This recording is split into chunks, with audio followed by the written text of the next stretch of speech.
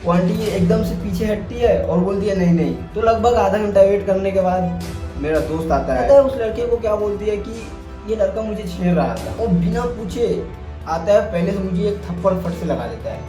नशे में मेरे से बर्दाश्त नहीं होता है। फिर मैं बोलता हूँ उसको, अब यार कैमरा लगा हुआ है तो कैमरा जाकर के चेक कर। तो हेलो दोस्तों, कैसे हैं आप लोग? उम्मीद करता हूँ आप लोग बढ़िया होंगे और खुश होंगे। मैं एमजे स्वागत करता हूँ आप सभी का फिर से एक बार MJ funny boy 77 YouTube channel पे एक और नई कहानी के साथ। इस कहानी में आप लोगों को ये बात पता चलेगा कि किसी इंसान का मदद करना किसी को कितना भारी पड़ सकता है, और ये हमेशा ही होता है। कहीं ना कहीं तुम चाहो किसी का हेल्प करना और वो तुम्हारा गलत फायदा उठा ले, या फिर तुम्हें वो गलत सोच ले, तुम्हारे इरादे को गलत सोच ले, ऐसा बहुत बार ही होता है। तो एक बार मेरे साथ भी हुआ था जब मैं धारावी में अपने दोस्तों से मिलने आया था। तो दोस्तों बात है 23 मार्च 2024 का, जब मैं मुंबई की भिवंडी में काम करता था और वहाँ से धारावी आया था अपने दोस्तों से मिलने। हम सभी दोस्तों का कहीं और घूमने जाने का प्लान था। तो मैं थाने से नकल लेकर के आता हूँ साइन स्टेशन पे और अपने दोस्तों को कॉल करता हूँ। तो वो लोग बोलते हैं कि तुम हम लोगों का आधा घंटा वेट कर ले, हम लोग आ रहे हैं स्टेशन पे, क्योंकि हमें कहीं और जाना था घूमने। तो मैं उन लोगों के रूम पे नहीं जा करके स्टेशन पे ही वेट करता हूँ। मेरे से मिलने के लिए आने वाला था सरवर, सरफराज और इब्राहिम।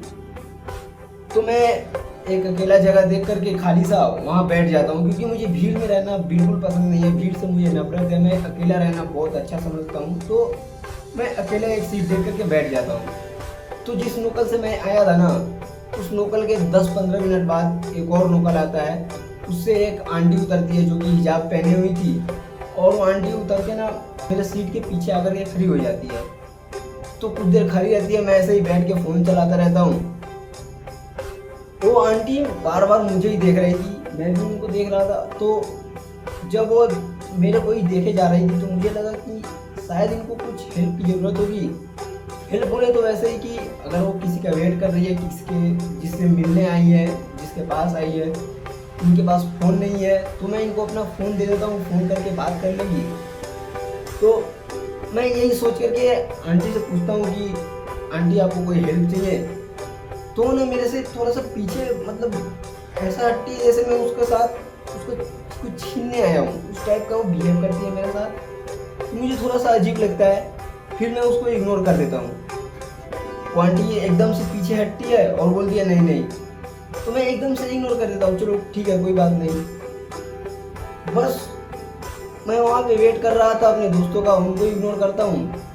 तो लगभग आधा घंटा वेट करने के बाद मेरा दोस्त आता है, सरफराज, इब्राहिम, सरवर आता है। फिर हम लोग मिलते हैं और उसके बाद हम लोग दूसरे नकल का वेट कर रहे थे। हम लोगों को जाना था भाईगला साइड।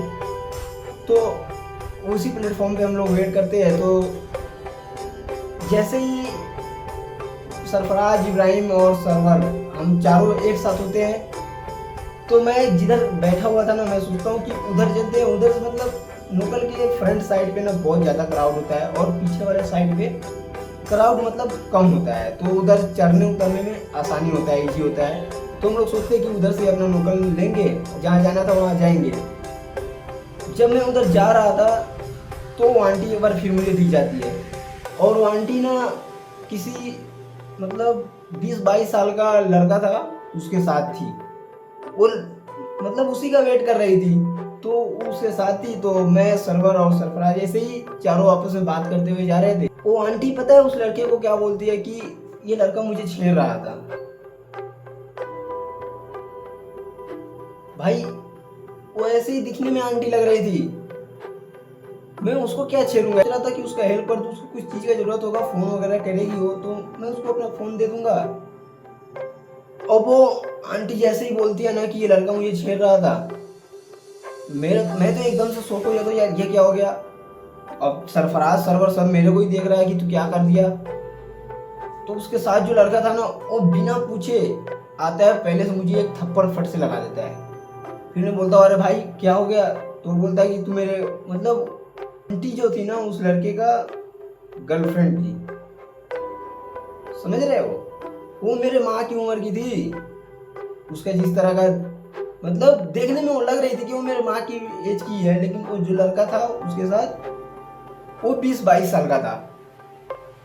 तो आकर मुझे थप्पड़ लगाता है और मेरा कॉलर पकड़ के ऐसे वैसे, फिर सरफराज बोलता है क्या हो, मतलब एकदम से सरफराज एक्टिव हो जाता है उसके बीच में, क्या हो गया क्या हो गया। तो फिर वो आंटी एक बार और बोलती है कि ये मुझे छेड़ रहा था, तो सरफराज एकदम से पीछे हट जाता है, क्योंकि देखो दोस्ती एक अपने जगह है और ये जो इल्ज़ाम वो आंटी मेरे ऊपर डाली थी वो एक अलग जगह है। तो सरफराज एकदम से पीछे हट जाता है, बोलता है क्या किया मुश्ताक, तू छेड़ा। सरफराज भी मेरे पे गुस्सा हो गया। मैं बोला अरे सरफराज ऐसा कुछ नहीं है, मैं तो इसका हेल्प कर रहा था। तब तक वो लड़का फिर मेरे को एक और थप्पड़ लगा देता है। मैं उसको समझाता हूँ भाई तू बात को पहले समझ, तो उसको देख वो आंटी है, मैं उसको क्या छेड़ूंगा भाई। एक समझ में आता है वही लड़की हो तो थोड़ी देर के लिए मैं मान लेता हूँ भाई, मेरे उम्र का हर एक लड़का हो सकता है छेड़ता नहीं है, लेकिन थोड़ा बहुत चांस मार ही सकता है। तो थोड़ी देर के लिए वो हो सकता था, वो लड़की रहती तो ठीक है, लेकिन भाई वो आंटी थी, फिर भी वो बात नहीं मान रहा था मेरा। वो ना उस आंटी के सामने ना मतलब अपने आप को हीरो साबित करने के चक्कर में मुझे फटाफट से थप्पड़ लगाई जा रहा था। मैं बस इस वजह से बर्दाश्त कर रहा था कि मैं सबसे पहले तो कभी झगड़ा चाहता नहीं हूँ, और उस टाइम ना मैं नशा नहीं किया हुआ था। नशा किया हुआ रहता तो मैं उसका माँ वही तक, नशे में मेरे से बर्दाश्त नहीं होता है। मैं उस टाइम पे एकदम फ्री माइंड था, और जब मैं नशे में नहीं रहता हूँ तो मैं बहुत ही सोच समझ के कोई भी चीज़ करता हूँ। कोई भी ऐसा मोमेंट हो मैं बहुत सोच समझ के करता हूँ। तो मुझे थप्पड़ पे थप्पड़ लगाया जा रहा है और सरफराज बस रोक रहा है। वो अगर कोई और मैटर होता, डायरेक्टली लड़ाई का होता, तो वो तब तक उसका मार चुका था सरफराज। लेकिन बात यहाँ ये था कि वो आंटी मेरे ऊपर छेड़ने का इल्जाम लगा चुकी थी, तो सरफराज बस अलग कर रहा था, दोनों को मारने से रोक रहा था। मैं उसको बोलता हूँ भाई तुम गलत समझ रहे हो यार, ये आंटी है, मैं इसको छेड़ूंगा क्यों, ये देख ले भाई। लेकिन वो हीरो बनने के चक्कर में मुझे थप्पड़ पे थप्पड़ लगाया जा रहा था। मैं बहुत बर्दाश्त करता हूँ, मैं बर्दाश्त क्या, मैं हाथ ही नहीं उठाता हूँ, क्योंकि वो मेरे ऊपर ऐसा इल्जाम ही लगाती रहती है ना। मैं बोलता हूँ कुछ नहीं कर सकता यार। फिर मैं बोलता हूँ उसको अब यार कैमरा लगा हुआ है, तो कैमरा जा करके चेक कर ले। तो आंटी बोली कि तुम मुझे बोल क्या रहे थे भाई, तो तू ये बात पहले बोलती है, मेरे को लगभग 5-6 थप्पड़ लगा चुका है, उसके बाद तुम मेरे से पूछ रही हो कि तुम मेरे को क्या बोल रहा था, तू ये पहले पूछ लेती। चलो कोई बात नहीं, वो मेरे से पूछती है तो मैं बोलता हूँ मैं तो आपको बस यही पूछ रहा था कि आपको फ़ोन चाहिए कॉल करने के लिए तो ले लो। तो उस लड़के को ये समझ में आ जाता है कि मैं उसको अपना नंबर दे रहा हूँ। उस चक्कर में फिर वो मेरे को एक और थप्पड़ लगा देता है, मेरा एकदम से पारा हाई हो जाता है। तब तक उतने में ही सामने वाले 1 नंबर प्लेटफॉर्म से कोई पुलिस वाला अंकल देख लेता है, तो आता है, आकर के वो मेरा कॉलर पकड़ता है और उसको भी पकड़ता है। वो पूछता है बात क्या हुआ है, तो आंटी मैं बोलने वाला था, तो वो आंटी बोलती है कि ये मेरे को छेड़ रहा था। फिर पुलिस वाला भी मेरे को एक थप्पड़ लगा देता है और पूरा स्टेशन ही मेरे खिलाफ हो गया था, सिर्फ मेरे दोस्तों का छोड़ के। मैं एकदम से नर्वस हो गया था यार, मैं किस चक्कर में फंस गया हूँ। मैं तो इसका हेल्प करना चाह रहा था, ये क्या कर दी मेरे साथ। तो फिर मैं पुलिस वाले अंकल को हाथ जोड़ता हूँ, बोलता हूँ अंकल आप एक बार बस कैमरा चेक कर लो, क्योंकि वो कोई मेरा बात ही नहीं सुन रहा था। मैं बोला अंकल आप एक बार बस कैमरा चेक कर लो। तो पुलिस वाले अंकल कैमरा चेक करते हैं, उसमें साफ साफ दिख रहा था कि मैं ऐसे बैठा हुआ हूँ और अपना फ़ोन चला रहा हूँ। तो आंटी आती है और वो मेरे को ही देख रही थी। कैमरा में ये भी दिख रहा था कि वो सिर्फ मेरे को ही देख रही थी, मैं भी उसको देख रहा था। तो मैं उस आंटी को बस इतना बोलता हूँ कि आंटी आपको अगर फ़ोन चाहिए किसी को कॉल करने के लिए तो ले लो, मैं अपना फ़ोन दे रहा हूँ। तो उस कैमरे में भी ऐसा समझ में आ रहा था कि मैं उसको अपना फ़ोन दे रहा हूँ नंबर देने के लिए, मतलब उस फोटो के हिसाब से, कैमरे की वीडियो के हिसाब से मैं गलत ही साबित हो रहा था। लेकिन मैं पुलिस वाले बोलता हूँ अंकल आप मेरे बात को समझो, अब देख लो ये आंटी है, मैं इसको क्या ही छेड़ूंगा। मैं बोलता हूँ मैं कसम से बोल रहा हूँ, मैं इनका हेल्प करना चाह रहा था अंकल। तो पुलिस वाले अंकल बोलते हैं इसमें तो दिख रहा है कि तू अपना फ़ोन दे रहा है। तो मैं बोला मैं इसको फ़ोन दे रहा था, कहीं फ़ोन करना है, किसी का वेट कर रही हो, क्योंकि वो मुझे बार बार देख रही थी। और वो बार बार मुझे क्यों देख रही थी इसका रीज़न मैं आप लोगों को बताता हूँ। जब मैं उस स्टेशन पे आया था ना, तो मेरा लुक कुछ इस तरह था, ये फ़ोटो देख लो। मैं उस टाइम पे एकदम ऐसे ही था, मैं मोटे मोटे चेन पहन करके आया था। उस टाइम मैं बिल्कुल छपरी वाला लुक में रहता था, ऐसे ही था। और मैं बैठ के फ़ोन चला रहा था और मेरे फेवरेट कलर ये है ब्लैक, तो मैं ब्लैक पैंट टी शर्ट पहने हूँ। जो कि आप लोगों को इस फोटो में दिख रहा है। तो मैं ऐसे ही था, तो उस आंटी को और उस पुलिस वाले को भी लगता है कि ये कोई गलत है, लेकिन मैं उस आंटी को बोलता हूँ कि आंटी मैं भी मुसलमान ही हूँ, मैं बस आपका हेल्प करना चाह रहा था। मैं सोच रहा था कि आपको कोई फ़ोन वोन की ज़रूरत है, आप मुझे बार बार देख रही थी कि नहीं, ये बताइए। तो आंटी बोलती है कि मैं तुझे इसलिए देख रहा था कि तू मुझे चोर दिख रहा था। क्या मतलब, कोई अगर मान गया गले में चैन पहने हुआ है, इस तरह का लुक है, तो मैं चोर ही हूँ? अरे चलो मैं चोर लग रहा हूँ तो तुम मेरे से अलग होकर खड़ा हो जाओ, बार बार मुझे क्यों देख रही हो? मैं उस आंटी को बोलता हूँ, आंटी आपको अल्लाह का कसम है, आप जो मैं बोला हूँ आप वो सुनी हो, आप एक बार बस सच बोल दो कि मैं आपको बोला क्या हूँ। तो आंटी फाइनली बोलती है कि ये मेरे को बोल रहा था कि फ़ोन चाहिए, वो इतना बोलती है। वो ये नहीं बोलती है कि फ़ोन चाहिए, किसी का अगर कॉल करना है तो फ़ोन चाहिए, वो ऐसे नहीं बोलती। वो बोलती है कि फ़ोन चाहिए, तू ये बोला है मेरे को। तो मैं बोला हाँ, मैं भी यही बोला हूँ। मैं बोला कि फ़ोन चाहिए, आपको किसी को कॉल करना है, आप किसका वेट कर रही है तो ले लो मेरे से, क्योंकि आप मेरी माँ की उम्र की हो। तो फिर वो पुलिस वाले अंकल को ना सिचुएशन समझ में आ जाता है फाइनली। तो वो समझाता है उस लड़के को, और वो मेरा मार मार के ना मतलब मेरे को 10 थप्पड़ तक लगा दिया था। पूरा स्टेशन का मतलब सीन ही उस टाइम पे चेंज हो गया था। मैं उस टाइम पे बहुत ही घटिया फील कर रहा था। इसलिए नहीं फील कर रहा था कि मेरे को थप्पड़ मार रहा है, मैं इसलिए फील कर रहा था कि यार मैं किस चक्कर में पड़ के थप्पड़ खा रहा हूँ। मैं किसी के हेल्प करने का सोच रहा था, लेकिन उसके बदले में मुझे क्या मिला? 10 थप्पड़, वो भी ऑन द स्टेशन। लगभग वहाँ पे 500 पब्लिक रहा होगा, उसके सामने मुझे थप्पड़ पड़ रहा था। क्या ही कर सकता हूँ। इस वाले फिर उस लड़के को भी समझाता है। अब वो सरफराज को यकीन हो गया था कि मैं गलत नहीं हूँ। भाई मेरे दोस्त को पहले से भी यकीन था, लेकिन वो थोड़ा सा डाउट करता है। फिर सरफराज बोलता है चलो कोई बात नहीं, जाने दो। पुलिस वाले के पास से निकलते हैं, लेकिन मैं पुलिस वाले को इतना बोल देता हूँ, अंकल आज जो मेरे साथ हुआ है ना, मैं इसके बाद ज़िंदगी में मेरे सामने कोई ऐसे तरस के मर जाएगा ना एक गिलास पानी के लिए, मैं कसम से बोल रहा हूँ उसको वैसे ही मरते हुए देख लूंगा, लेकिन एक गिलास पानी नहीं दूंगा। भाई मेरा बहुत ही गंदा बेइज्जती हुआ था। वैसा बेइज्जती तो मेरा आज तक कभी जिंदगी में नहीं हुआ है। वो मेरा बहुत ही खराब उस टाइम का होता। मैं खुद को सोच रहा था यार, मैं क्या जरूरत पड़ा था मुझे साला हीरो बनने का, उड़ता हुआ तीर मादर। मैं बहुत मतलब मेरा घूमने का प्लान था, मैं बहुत इंजॉय करने के मूड में। लगभग मैं धरा 6 महीने बाद आया था अपने दोस्तों से मिलने, और उस 6 महीने बाद में आया था। वो सोचा था यार जाऊंगा दोस्त लोग के साथ, घूमेंगे, मस्त इंजॉय करेंगे, बहुत कुछ सोच के आया था।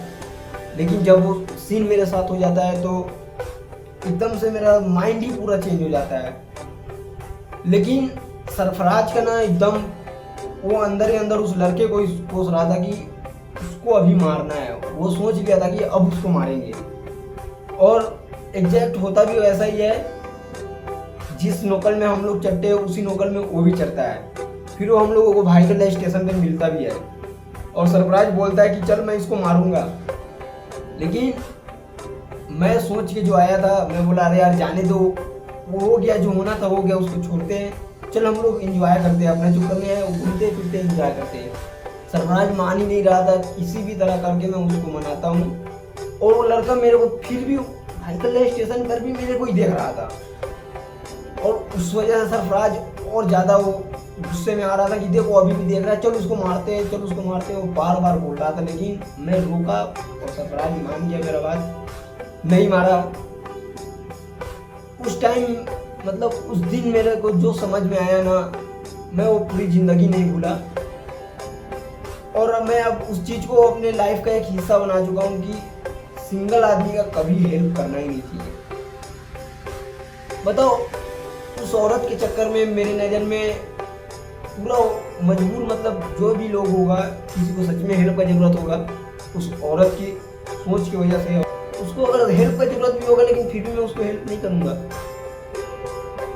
भाई मैं जो चीज़ झेल चुका हूँ, मैं उतना मतलब ख़राब सिचुएशन में फंस गया था एक नॉर्मल सा हेल्प के चक्कर में, तो अब मैं फिर किसी का क्यों नहीं हेल्प करूँगा भाई।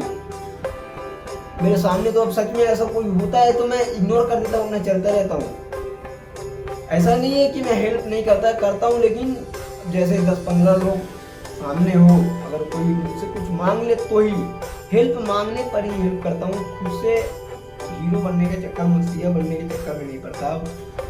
तो ये वीडियो बस आज का इतना ही तक। मैं इस टॉपिक पे बहुत दिनों से सोच रहा था वीडियो बनाने के लिए, फाइनली आज वो दिन आ गया था। तो मैं सोचा कि चलो आज, मेरे दिल में ये बात बहुत दिनों से ऊपर उफान मार रहा था कि इसको पकू, आज फाइनली निकाल दिया। तो दोस्तों मैं बस आज आप लोगों को यही कहना चाहूँगा, उड़ता हुआ तीर कभी मत लेना। अगर किसी का हेल्प करना है, तुमको हीरो बनना है, तो पहले आसपास के सिचुएशन को देख लो, माहौल को देख लो, उसके बाद ही सोचना कि हाँ चलो मैं इसका हेल्प कर देता हूँ।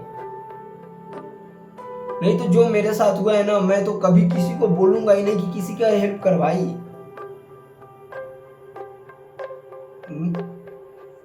मैं बहुत ही यार क्या बताऊं मैं तुम लोगों को। तो बस आज का यही टॉपिक था। फिर से मिलेंगे किसी नए वीडियो में, तब तक के लिए बाय। बहुत बहुत शुक्रिया आप सभी का वीडियो में लास्ट तक बने रहने के लिए। अगर ये कहानी आप लोगों को पसंद आई है, अगर आप लोग इससे रिलेट करते हो और ऐसा घटना आप लोगों के साथ हुआ है, तो प्लीज़ कमेंट में मुझे ज़रूर बताना।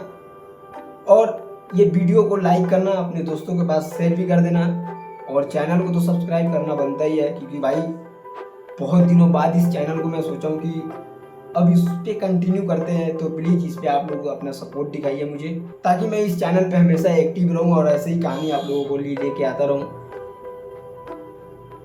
इसके बाद की जो भी कहानी आएगी ना गाइस, उस कहानी में बहुत ही मजा आएगा, क्योंकि मेरा लाइफ एकदम ऐसी कहानी से भरा हुआ है ना। मैं बचपन से ही लेकर के अभी तक जो भी जिंदगी जिया हूँ ना, मैं वो सब आप लोगों को बताने वाला हूँ इसी चैनल पे। तो प्लीज़ एक बार और कहता हूँ, प्लीज़ चैनल को सब्सक्राइब कर लेना। मिलते हैं किसी नए वीडियो में, तब तक के लिए बाय, टेक केयर, अपना ख्याल रखिए। गर्मी से गाँव किया हुआ है, सब्सक्राइब कर दो यार, एसी लगवाना है रूम में, गर्मी से